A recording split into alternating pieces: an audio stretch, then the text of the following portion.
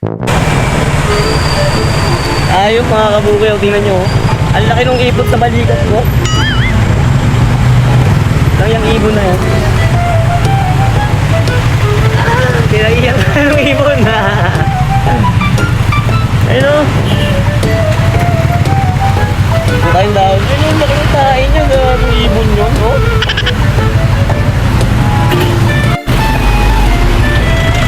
Laki ng ibon niya. Bumagsak sa akin. Swerte daw yung swerte. Butik na ibon yan. Tao? Mga centrics. Parang mga estudyante lang, no? Anong college tayo? Nagtatrabaho. Oo, mga college tayo sir, di ba ganyan? Kapag napapalpad ako dito, naaaliw din ako eh.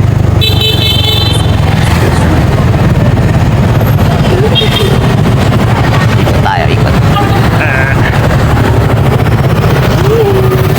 Alright. Okay. Pasok ka na sir, magagalit na si teacher. Right. At after ko nga mga tidsi sir, eto nakapaghatid din ako dito sa isang cemetery dito sa may Pasong Tamo. Ito nga tayong tinatawag nilang Himlayang Pilipino. At yun nga no, may naalala na naman ako isa sa mahal sa buhay natin no, yung bunsong kapatid ko. So halos ganito rin yung pinaglibingan sa kanya, ganito rin kaganda. At yan, napakatahimik dito habang dumadaan nga ako dyan talagang hindi ko maiwasan lingon-lingonin yung mga nakalibing kasi nga kumbaga tahimik na yung mundo nila no. Wala na silang problema. Sabi nga sa kanta ng Datos Tribe, iniwanan ko na mundo, wala na akong problema. Sabing ganon. Yun. At siya, tara, hanap tayo pa rin bagong pasahero natin. Nung makakarating nga ako dito, nakita ko na naman to si Ate Badet. Hindi na naman nag-helmet. Pasaway talaga, sana mahuli kayo para maranasan nyo yung perwisyo. Dali-dali mag-helmet, ayaw nyo mag-helmet. Kung mamaya maaksidente kayo dyan, di mas masahol pa yung gastos nyo. At eto nga, nakakatawa tong dalawang couple na to. No? Nakita ko yung helmet nila, ang ganda, pares na pares. Pero alam ko, maghihiwalay din yung mga yan. Bitter yarn. Nung marating ko naman tong BGC, eto, nakita ko na naman si Katenga. Ayun na, may tenga rin yung helmet nyo. Ang cute lang din kasi talaga na may mga design-design yung helmet natin, no? Kaya minsan yung iba mga CS ko, napapansin nila, nababati nila yung helmet ko. Ang cute naman ng helmet mo, sir. O ito, tingnan nyo to, gaya na lang ni ate, umovertake sa akin, sumignal ng kanan. Pero tingnan nyo, naka-ribbon-ribbon siya, di ba? Babaeng babae, ang pretty. Ingat ka, ate.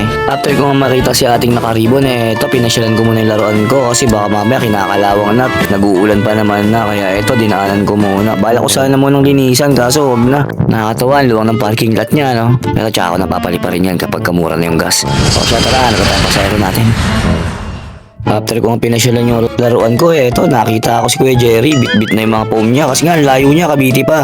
Nag-usap-usap kami kasi sa GC kagabi, sabi nila mag-outing daw tayo. Pinag-isipan ko muna kasi sayang din yung kikitain ko ngayong araw na to. Alam niyo ba si Kuya Jerry, sobrang sipag niyan, kahit malayo yan, talagang dumadayo sa atin dito sa QC para lang makasama tayo. At eto nga si Joey, ang utol natin para desisyon, bit-bit yung mga pagkain niya. Yun nga, natuloy silang dalawa, sabi ko next time na lang sasama sa inyo, pasensya na kayo. At ayun nga, balak na talaga nila mag-outing ngayon, pahabol daw para habang hindi pa daw masyadong nag-uulan. Sabi ko na lang, sige, enjoy, ingat kayo.